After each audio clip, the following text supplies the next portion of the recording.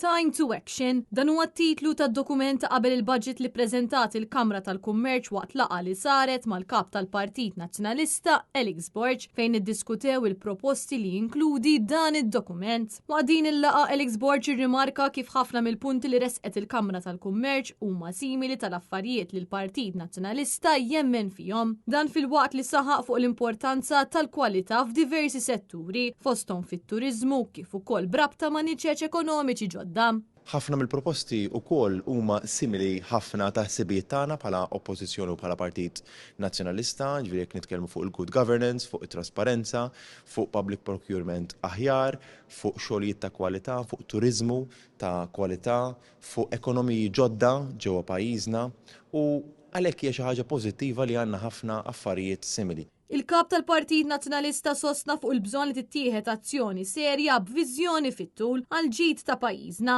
Dan apparti li jaċċenna li l-proposti għandhom isiru billi jkun hemm kuntatt kontinwu mal-imsieħba soċjali bil-għan li pajjiżna verament jimxi il-qudiem. Irridu naraw li meta nitkellmu mal-imsieħba hija għandna n-nies esperti u tekniċi li qed jaħdmu fis-setturi u għalhekk irridu nisimgħu, nixtarru u nimplementaw dak li verament huma qed juruna u l-ħsibijiet tan-negozju in ġenerali. Jiena minn tiegħi inwiegħed illi nkomplu naħdmu biex naraw iktar negozju jiffirixxi f'pajjiżna u nkunu ta' widen għal Chamber u anke l-imsieħba soċjali in ġenerali biex dejjem inkunu aħna rappreżentattivi ta' dak li qed nisemgħu minn barra.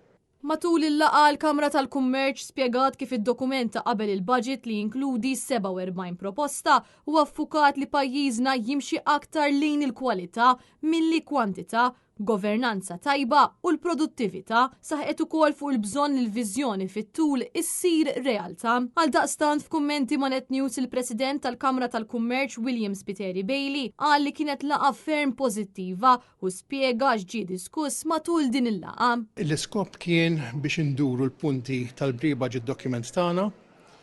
Donjom kollha fil-fatt għamla presentation sħiħa ta' dan id-dokument, punt u anki bil-proposti tagħna u primarjament biċċirkaw qegħdin madwar il-produttività, kompetittività għal businesses li fl-aħħar mill-aħħar jekk il-businesses se jimxu qudiem se jkunu iżgħar produttivi, se jgawdu wkoll l-impjegati u allura se jgawdu wkoll Malta kollha. Intant preżenti għal din il-laqgħa mal-membri tal-Kunsill tal-Malta Chamber flimkien mal-kap tal-Partit Nazzjonalista kien hemm is-CEO tal-Partit Nazzjonalista Sejbina Ġus Kabardin kif ukoll ix-Shadow Ministers Beppe Fenekadami, Jerome Caruana Cilja, Grem Bencini, Joe Giglio, Mario De Marco, Derin Karabot, Rebecca Borg, Ivan Castillo u Mark Anthony Sammut.